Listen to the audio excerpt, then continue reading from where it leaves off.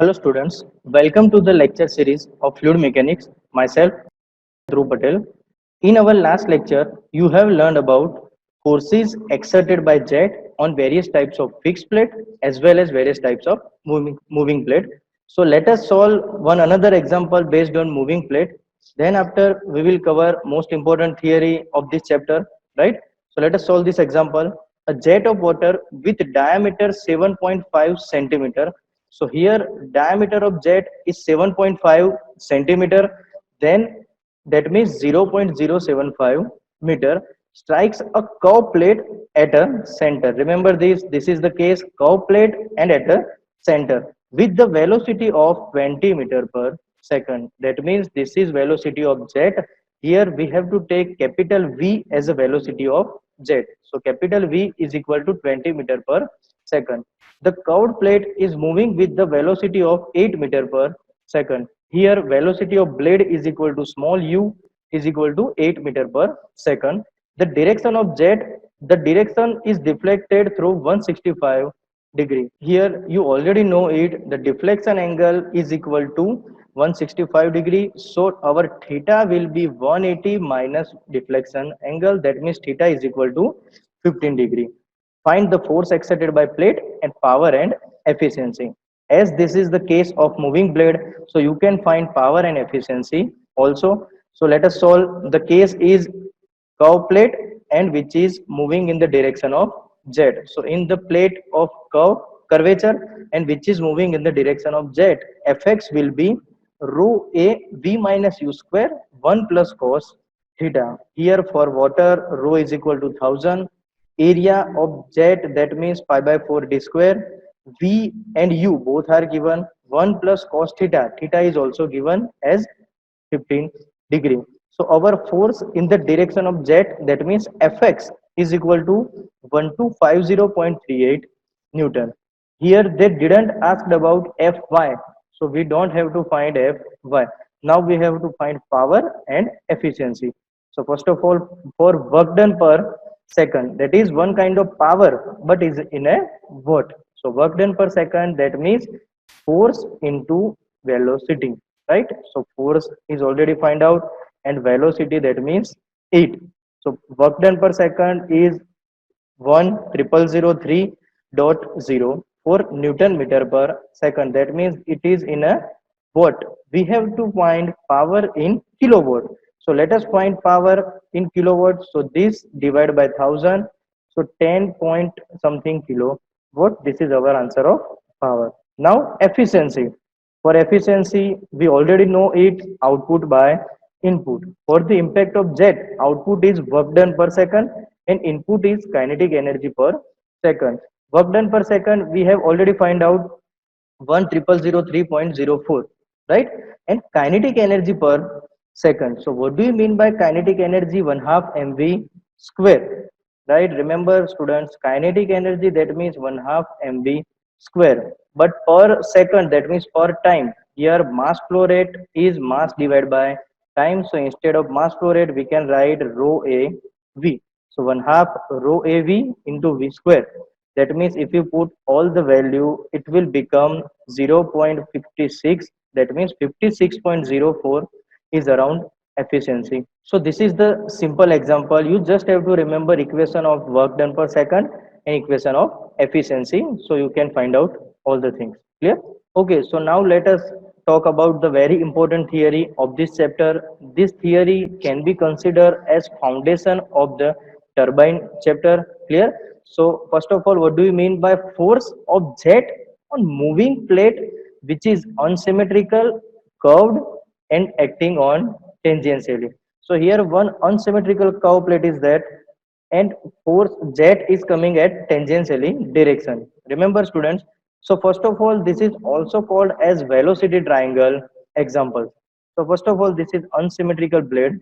So let us take v1 and v2, that means velocity of jet at inlet side and velocity of jet at outlet side. Here u1 and u2, that means velocity of blade at inlet and velocity of blade at outlet. But here the blade is solid one and which is attached to the one rotor. So u1 is equal to u2. So here both the cases u1 u2 is equal to same. So we can write u1 is equal to u2 is equal to u, right? Here let us understand how can we draw it. So first of all, remember the steps. First of all, we have to draw v1 component. Means z is coming from this way. This is known as v1 component, right? Now blade velocity is u1. Remember it, blade velocity is u1. According to kinematics of machine, if we draw the velocity triangle, we have to move this u1 into this initial point. So let us transfer this u1 into this. So this is v1 and this is u1 component. Blade velocity is very much less than jet velocity. So here blade velocity is very much less than jet velocity as shown in sketch. Now we have to draw resultant. So for the resultant velocity v1 and u1. So here resultant force vr1. Clear students? First we have to draw only three components. Remember it. I again repeat.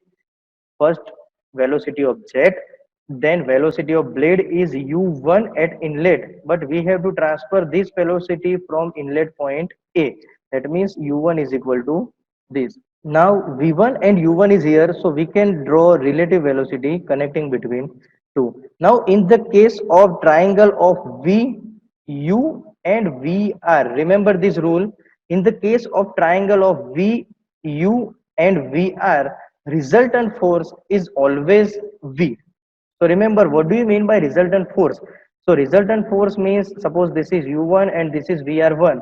So initial to final, there is one force that is known as resultant force, that is known as v1. It is in the direction of initial velocity to final velocity. That means it is from a to b. So remember it, resultant will be always v in the case of v1, u and vr1. After drawing this triangle, we have to expand this triangle. So we have to draw component of velocity.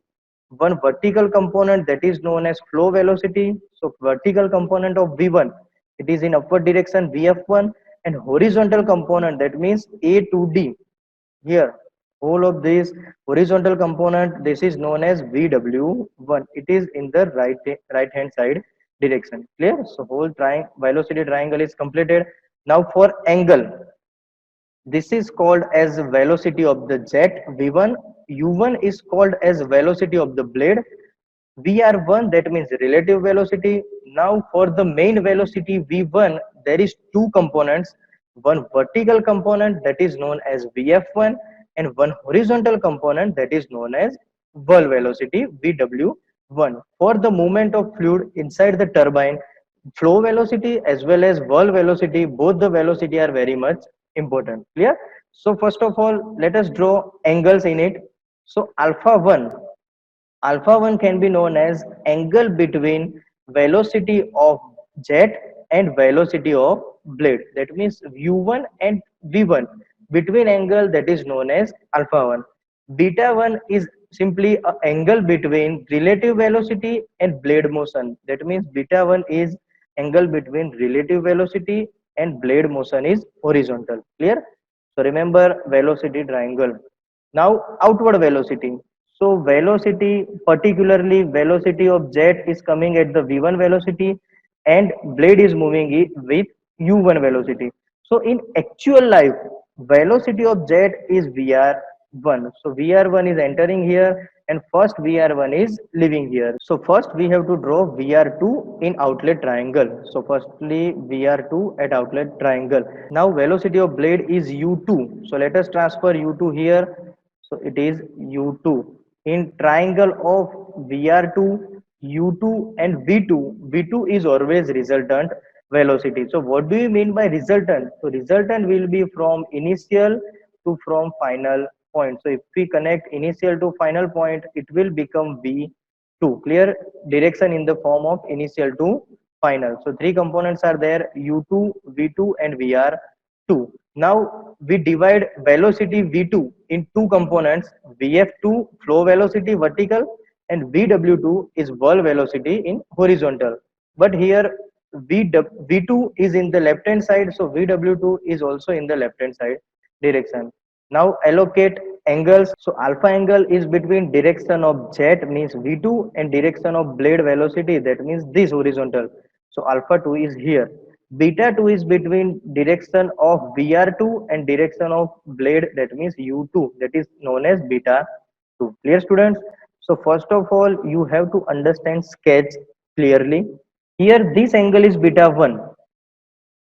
So by alternate angle, here we can make Z here. Remember, so this is beta 1. So this is also called as beta 1, right? This angle is beta 2. So by alternate angle, we can draw sketch here. So this is also a beta 2, right?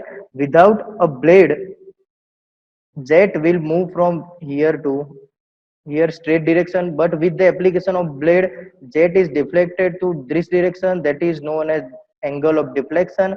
Angle of deflection will be from this sketch, total is 180 degree here, so 180 minus beta 1 plus beta 2. So particularly angle of deflection is 180 minus beta 1 plus beta 2.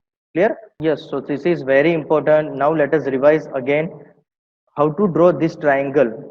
So I repeat again, first of all we have to draw V1, then transfer velocity of blade at here U1, then resultant velocity VR1. So V1, U1 and VR1. After that, let us take components of V1, that is flow velocity VF1 and wall velocity VW1. From the outlet triangle, inlet velocity is actually coming here from the VR1. So first of all, in outlet, VR2 is acting on outer side. So first of all, let us draw VR2 here. After VR2, we have to convert this U2 velocity, we have to transfer this into this velocity triangle. So U2 will be here. In case of VR2 and U2, final resultant will be V2. That means initial point Q to the final point R, that means resultant will be V2. Now two components of V2, flow velocity and whirl velocity. Here whirl velocity in the left hand direction, so it will be considered as negative. Clear? Alpha 1 is basically angle between blade velocity and jet velocity. VR beta 1 is basically angle between VR1, that means relative velocity, and blade velocity. Clear? And here it is deflection angle as shown in sketch. The jet is moving here, so total is 180 degree minus beta 1 plus beta 2. Clear students? So let us derive here equation of this. Force exerted by jet on the direction of motion. This is very much simple as we have derived earlier. Fx, force in the x direction, that means mass flow rate into change in velocity in that particular direction. Now you have to remember, what do you mean by mass flow rate? Which type of mass is actually striking on the blade? So mass is striking on rho a VR1, because here actually VR1 velocity is striking on the blade, so we cannot take it as a V rho a V1, but we have to take rho a VR1 because here blade is also moving, so jet impacts with the velocity of VR1. So actually rho a VR1. Now component of the VR1 in the inlet. So component of VR1 is here. So component of VR1 is right hand side as shown in this sketch, VR1 cos beta 1. So here let us take VR1 cos beta 1 minus equation minus here, and component of VR2 in outlet side, that means VR2 cos beta 2, but in the negative direction, because here VR2 is in the left hand side. So minus and again minus VR2 cos beta 2. Let us take simplification of it. So first of all, rho a VR1 cos beta 1 minus minus plus VR2 cos beta 2. Clear? So rho a VR1, if we solve this, VR1 cos beta 1 from this sketch, VR1 cos beta 1 is this amount, this much. Here VR1 and VR1 cos beta 1 is this amount. That means it is VW1 minus U1. So that will be VW1 minus U1. Again VR2 cos beta 2, that means VR2 is here. So VR2 cos beta 2 is this component total. So VW2 plus U2. From the sketch, as we know, U2 is equal to U1. So here U1 and U2 got cancelled. So final equation will be Fx is equal to rho a VR1 bracket VW1 plus VW2. In the case of alpha 2 less than, 90. In normal situation, alpha 2 always will be less than 90. If the alpha 2 is 90 degree, that means V2 will be VF2. So in that case, VW2 will be 0. So our equation will become Fx is equal to rho A VR1 into VW1. So in the case of alpha 2 greater than 90, we have to take here minus because this component will be in this direction. So V2 will be in this direction. So instead of plus here, we have to take minus. So simply we can say this alpha 2 less than 90. So in the equation there is plus, alpha 2 is equal to 90. So VW2 is equal to 0. And if alpha 2 greater than 90, so in the equation there is minus. So in the general term, we can write Fx is equal to rho A VR1 VW1 plus or minus VW2. Clear? This is the simple case. As this plate is moving, so now let us find work done per second. So basically work done per second is force into velocity of blade. So Fx into U. So equation will be rho A VR1 VW1 plus or minus U. Clear? It is called as a power also in watt unit. Clear? Here you have to remember we can write general terms as a plus or minus, but with the value of alpha 2 only one sign is remaining inside the bracket. So let us find efficiency. So basically efficiency will be output divided by input. So our output will be work done per second.